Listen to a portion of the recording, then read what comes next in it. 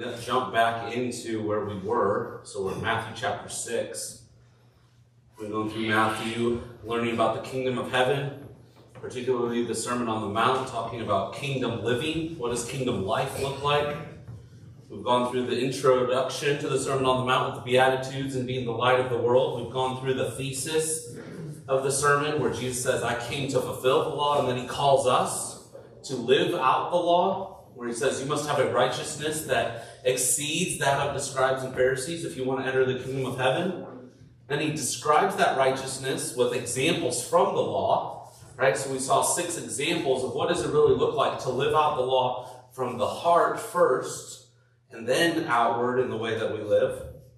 And we're going to continue that idea of righteousness, that idea of what does it look like to live from the heart today, but in a different realm than the law. So he kind of turns a corner here in Matthew chapter 6. Now, if I were to ask you as a group and took a poll of who is the best actor or actress in the world, we probably would get 50 different answers. Most of you probably have different opinions, but there are some particular things that you might pay attention to on how you would vote, right? So some of you, or a person of you, might name the actor Johnny Depp, right, for example, because Johnny Depp's very well known for playing very extreme roles and doing quite well in the variety of those extreme roles, right? So he can play Captain Jack Sparrow in a pirate movie, right? He can play that role well. He can play Edward Scissorhands. He can play Willy Wonka, right? So he has all these variety of roles that he can play quite well. But there's also people who do something very similar to that, but they might do it within even the same movie. So someone like Christian Bale, I think of, in the movie it's called The Prestige, he actually plays 2 people in the same movie. Right? And so we look, well, that takes some skill, right, for an actor to be able to play multiple personalities, essentially, within the same film. Now, in ancient theater, they had something very similar, where in their theater productions, they might have one person put on multiple masks within the same production in order to play different roles throughout the play. They had a name for those people who would put on multiple masks in order to play different roles in one production. Anybody know what that name was? They were called hypocrites. That's where we get the word from. People who could put on 2 different masks and play 2 different roles within the same production.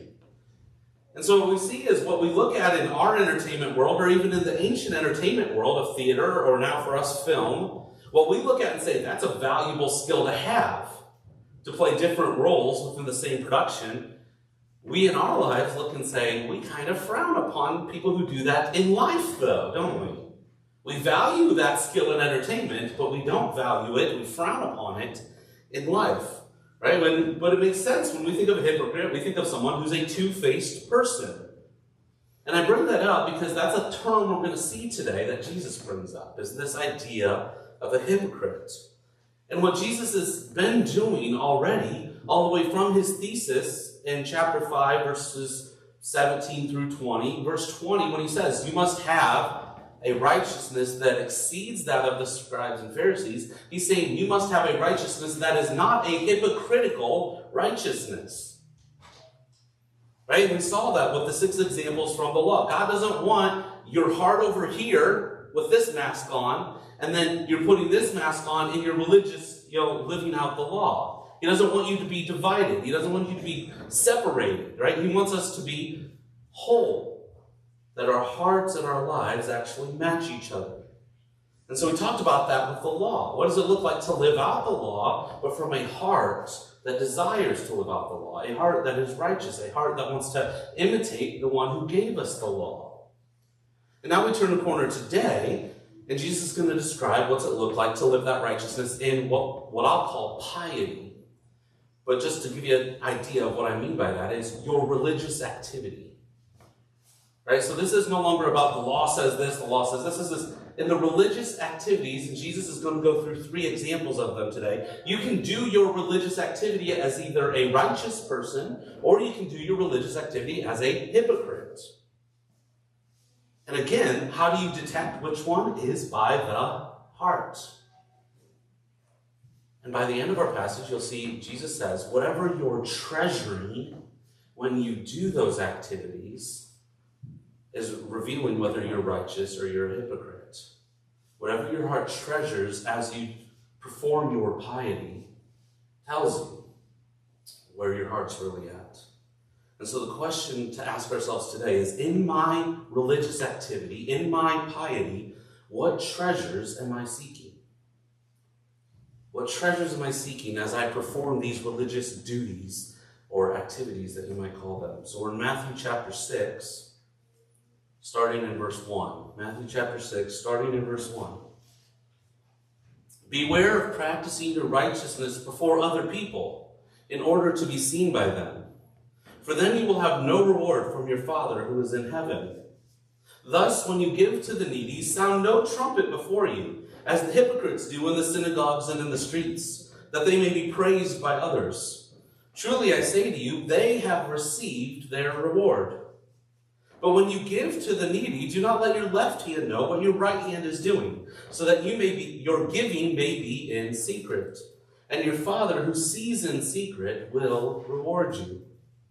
And when you pray, you must not be like the hypocrites, for they love to stand and pray in the synagogues and at the street corners, that they may be seen by others.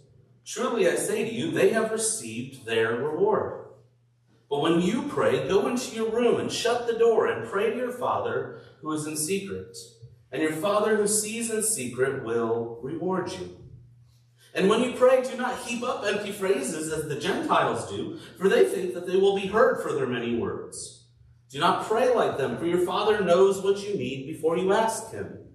Pray then like this: Our Father in heaven, hallowed be your name.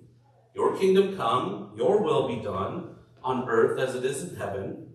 Give us this day our daily bread, and forgive us our debts, as we also have forgiven our debtors. And lead us not into temptation, but deliver us from evil. For if you forgive others their trespasses, your heavenly Father will also forgive you. But if you do not forgive others their trespasses, neither will your Father forgive your trespasses. And when you fast, do not look gloomy like the hypocrites, for they disfigure their faces, that their fasting may be seen by others. Truly I say to you, they have received their reward. But when you fast, anoint your head and wash your face, that your fasting may not be seen by others, but by your Father who is in secret. And your Father who sees in secret will reward you. Do not lay up for yourselves treasures on earth, where moth and rust destroy and where thieves break in and steal. But lay up for yourselves treasures in heaven, where neither moth nor rust destroys and where thieves do not break in and steal. For where your treasure is, there your heart will be also. That's where we're going to stop for today. Now, today we're not even going to jump into the Lord's Prayer. We'll talk about that next week. All right, the Lord's Prayer fits within this context of these three examples. So we're going to focus on the context of those three examples, and then we'll go specifically to the Lord's Prayer next week. So don't expect that we're going to get into it today, but don't lose heart. We will make our way there. But what's interesting here is, even within the sermon itself, right? The whole Sermon on the Mount has an introduction and a conclusion to it. But within the sermon itself, in this segment of the sermon about piety, we see its own introduction and conclusion. Right? In the very beginning here in verse 1, we have an introductory statement to this warning that's given of make sure you're not seeking the wrong rewards as you practice your righteousness. And so we see there's a link established that our religious practices, our practicing of righteousness, right, is motivated by something. Everything we do in our piety is motivated by something. And Jesus essentially gives two options here, right? Your motivation's either this or it's this, right? And he says, beware of practicing righteousness before other people in order to be seen by them, right? So there's one option. Right? You want others to see, and that's the hypocrites, right? What do hypocrites treasure? What do they want? They want the reward of other people, right? Other people's approving of them. But in doing that and pursuing that reward, you lose out on a different reward. So this is the other option of what your motivation may be in practicing righteousness. And that's the second half. For then you will have no reward from your Father who is in heaven. Right? So you can either treasure what other people think about you, or you can treasure God in your religious activity. Right? Now, it's not explicitly explained what is this reward from our Father in heaven, right? And actually, throughout the entire passage, there's no description of what are these treasures, what are these rewards, right? And we'll get to that by the end of what I think Jesus is trying to give us a hint towards. But it's critical that we understand the implications of this. Any religious activity you do can be done in the wrong way. You can do all sorts of piety and do it all wrongly. It's a matter of what is your motivation for doing it. What are you treasuring while you do it? Now, that leads to a question. Well, how do we know? Where do we find out this idea of treasuring or motivation? Well, by the end, in the conclusion, in verse 21, Jesus just gets done talking about, right, you can either lay up treasures on earth or you can lay up treasures in heaven. And what's he say at the very end? Where your treasure is, there your heart will be also. So what you're trying to store up reveals what matters most deeply to your heart. So Jesus tells us that what you're trying to store up, what treasures you're chasing after, reveals what really matters to your heart. And this is what we've already seen in the Sermon on the Mount, by the way. Yes? Jesus is focused on the internal component of your righteousness. Right? Matthew chapter 5, verse 3. Blessed are the poor in spirit. Verse 8. Blessed are the pure in heart. And when he talks about in verse 20, right, you must have a righteousness that exceeds the scribes and Pharisees. What's that? What is that? A righteousness that comes from the heart. In fact, he'll go on to give the example of adultery, right? He's like, it's not just committing adultery, it's looking at someone with lustful intent in your heart. And so this is no surprise that at the end of chapter 5, verse 48, what's Jesus saying? You must be whole as your heavenly Father is whole. You must be perfect. You must be complete. Your heart and your actions must link together as a single unit. So what we find is kingdom life, kingdom living, is a righteous living that flows from a righteous heart. Because this is what matters to God. In fact, this isn't the only place that Jesus talks about such an idea, that the heart matters to God. In fact, we're told about this even in the Old Testament. Jeremiah chapter 17. Most of you might be familiar with verse 9, but you probably don't always jump into verse 10. So listen to verse 9. The heart is deceitful above all things and desperately sick. Who can understand it? Now that's a scary reality in itself, right? The heart is sick, the heart is deceitful, but here's what makes it even scarier. Verse 10. I, the Lord, search the heart and test the mind, to give every man according to his ways, according to the fruit of his deeds. Did you hear everything that God just linked together there? Right? We often think the fruit or our deeds as these external realities, right? These things that I do outside of myself, right? The things that I do with my hands. But what God just said is, as you do your fruit, as you do your deeds, I'm searching your heart and your mind, and that's what will determine what I give to you. So it's not just, am I doing things that appear to be good, right? It's, is my heart good? Right? My deceitful, sick heart, has it been turned good so that I can do good things flowing from a good heart? And so all this to tell us, every moment of your life is a revelation of your heart. Every decision you make, every single day, reveals you're storing something up. Every decision. Now for children, this is easy to see, right? My kids will tell me, I want ice cream, right? What are they storing up? They want an experience of tasting something sweet. It's pretty plain and simple, right? I want a new toy, Dad. Why? Because I want to have fun. right? I want the experience of fun. And most of you know this by now. Kids are motivated, driven by immediate experiences, right? There's no delayed gratification in their eyes. I want something experienced right now, right? And that's their treasure. That's what they're motivated by. But we can zoom out and ask this about every decision of our own lives too.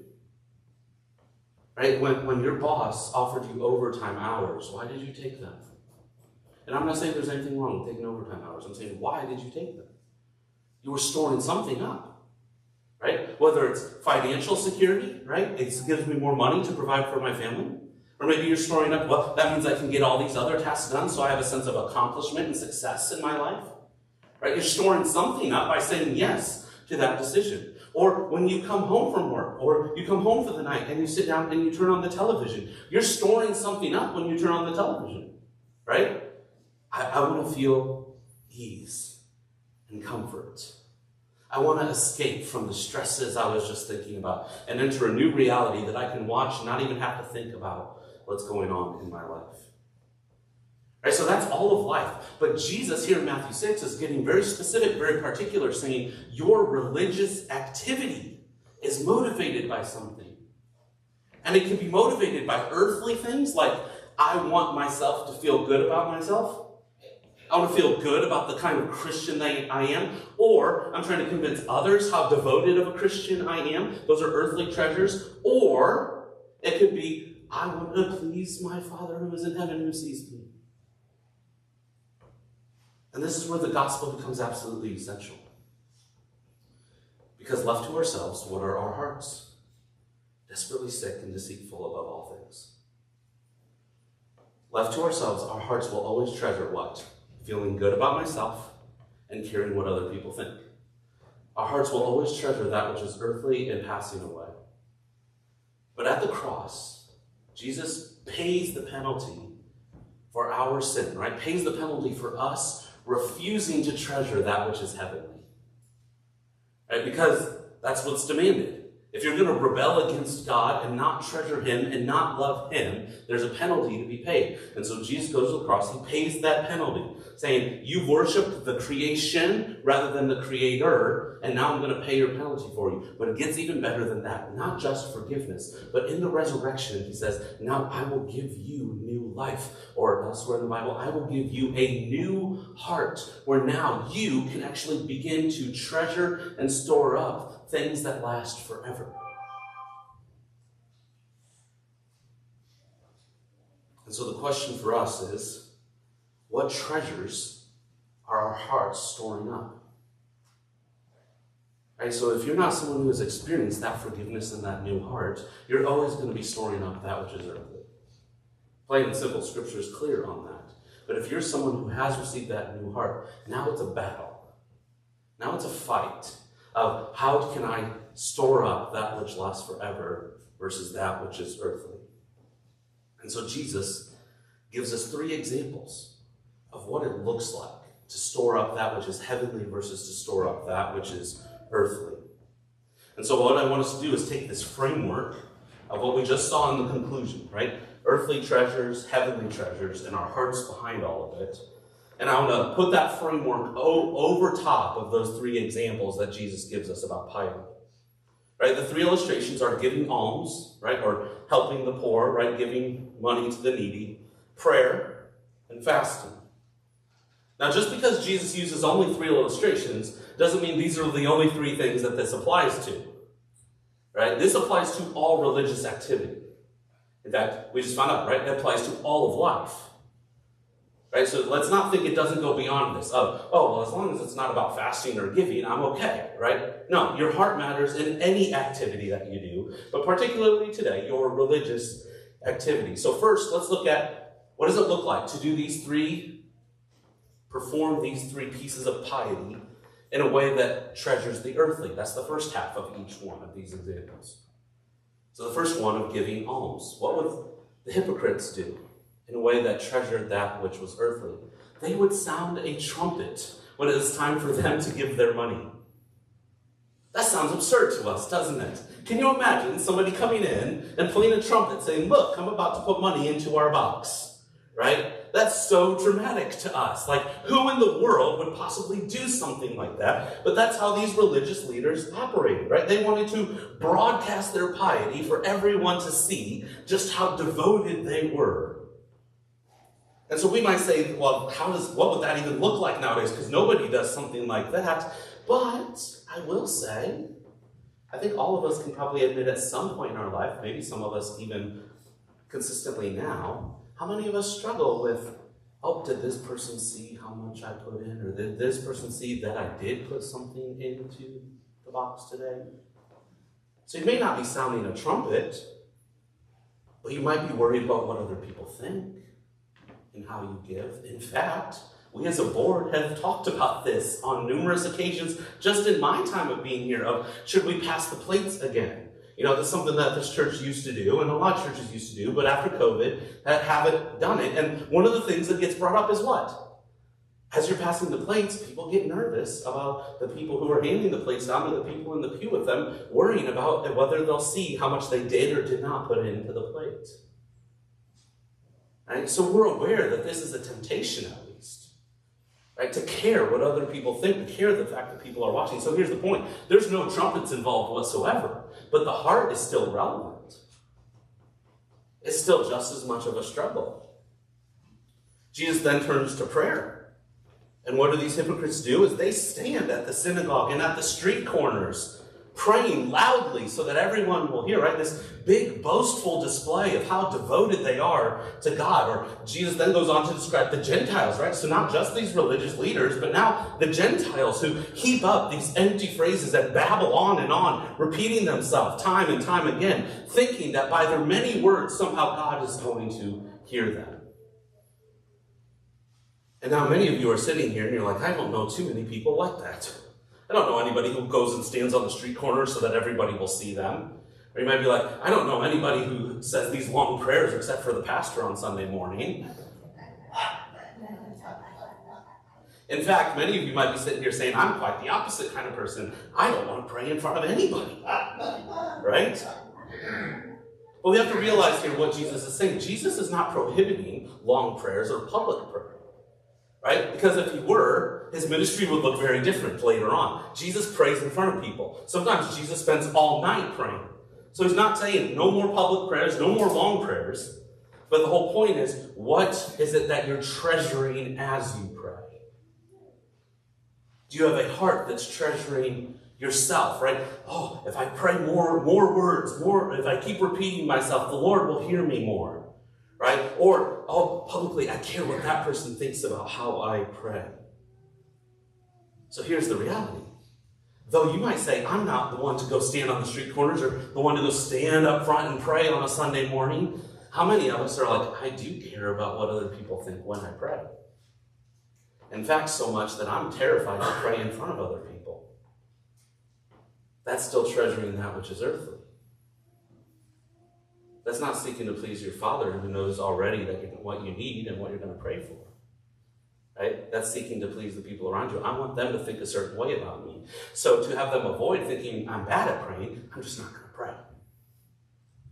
That's still treasuring that which is earthly. Jesus then turns to fasting.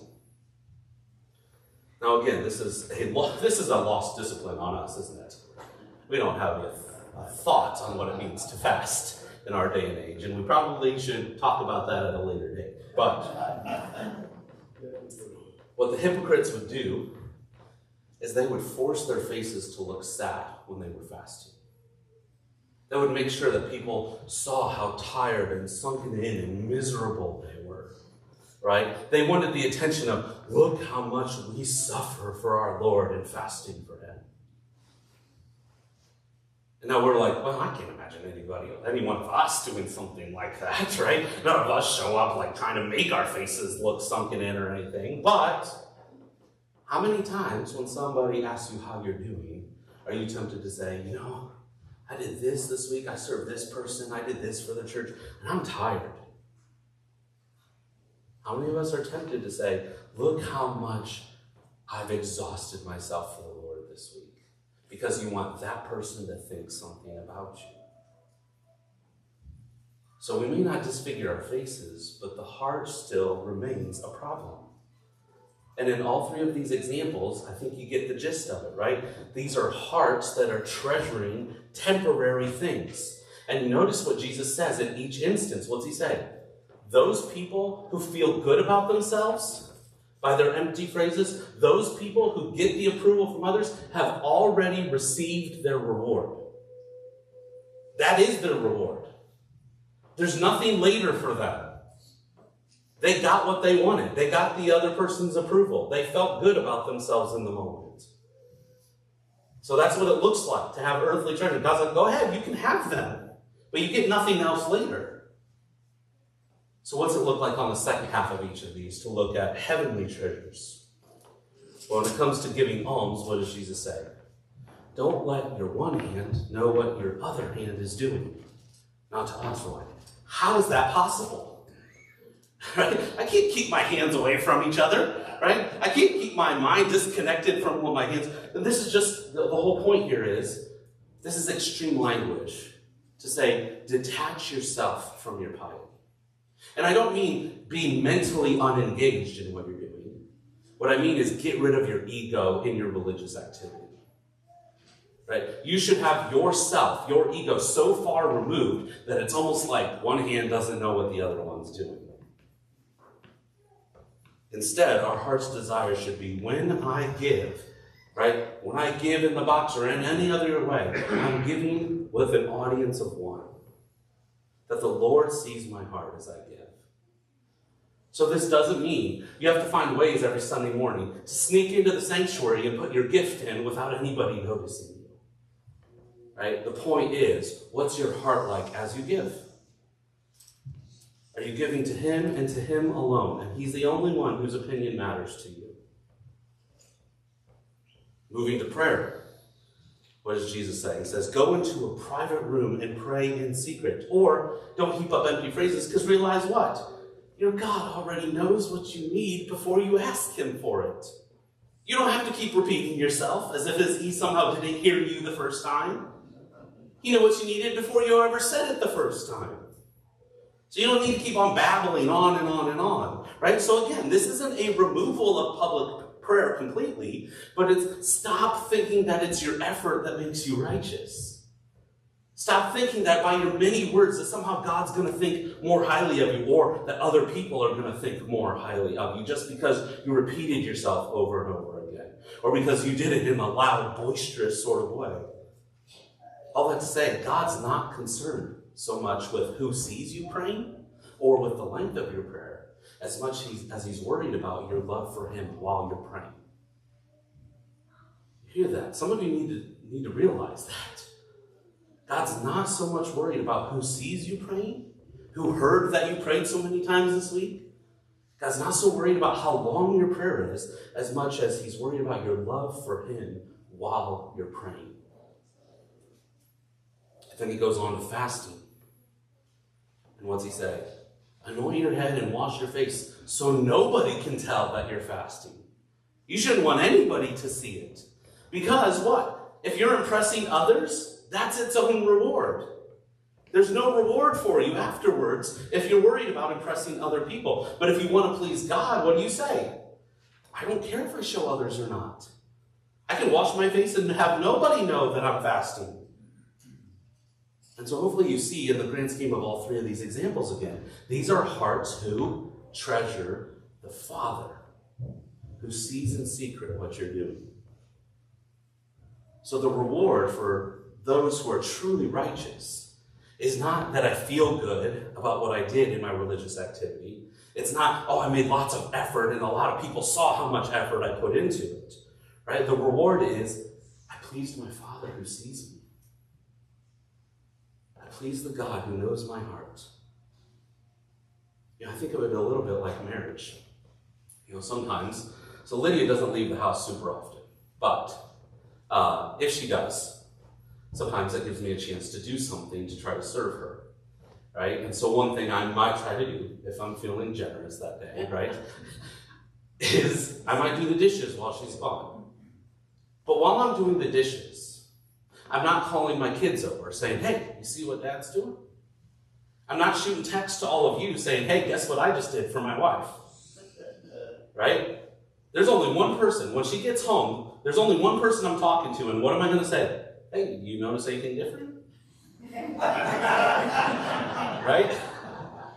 If she hasn't noticed immediately, hey, you see anything? Did you notice anything? Right? Because all that matters to me is one person. Right? I have a single treasure, and that's the approval of my wife in that moment.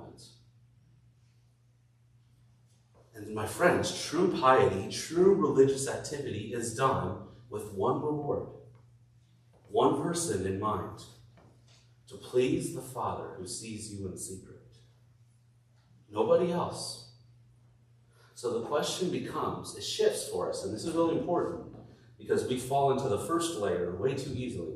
The question turns from not if you read your Bible, it's why you read your Bible. And the question shifts from not just if you went to church today, but why you went to church today. The question becomes not just if you sang at church, why did you sing at church?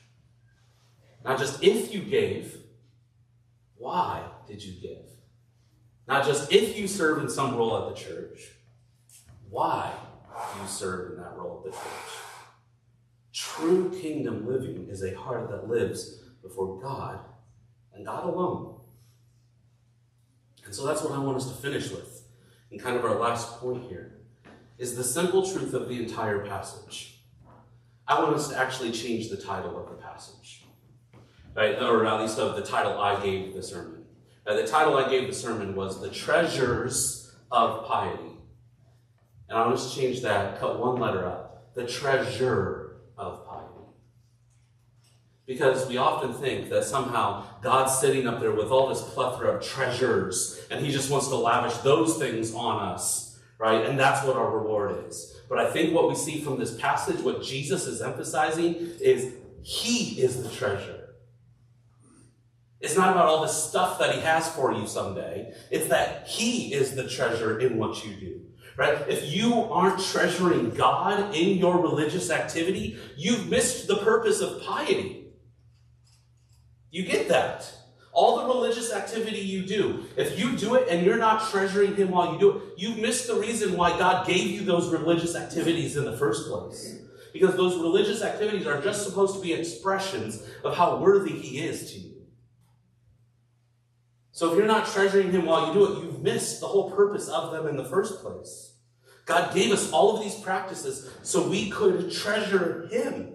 He is the motivation for everything. God is the motivation for the gospel. Right? The gospel message, Jesus doesn't just save you to heaven with the golden roads. Jesus saves you to God. Right? The life that God gives you is not just a life of, well, I'll wait it out till I get to this place someday. No, it's that you get to walk with God in this life. The heaven that you're waiting for is not a bunch of stuff one day. It's that you get to spend eternity in the presence of God. He is the treasure. And so the real question it boils all down to is, how much do you treasure God? In all of your life. In everything that you do. Every moment that he gives you. Are you storing up him? Are you storing up your treasures of him? And now specifically today in your religious activity, are you storing up treasure in him? Because the moment God stops being your treasure is the moment you become a hypocrite. You realize that. The moment you stop treasuring God in your religious activity is the moment now you have two faces on. Because you're doing religious activity that looks like you treasure him, while your heart isn't actually treasuring him. You've all of a sudden become divided. And we're no different than all the people Jesus was talking about.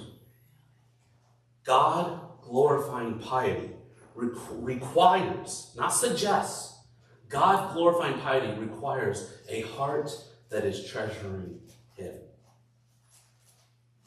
And so that should be the cry of our hearts. That should be the desire for us as a church, that we would be a church made up of people, made up of individuals who treasure him. and Him alone.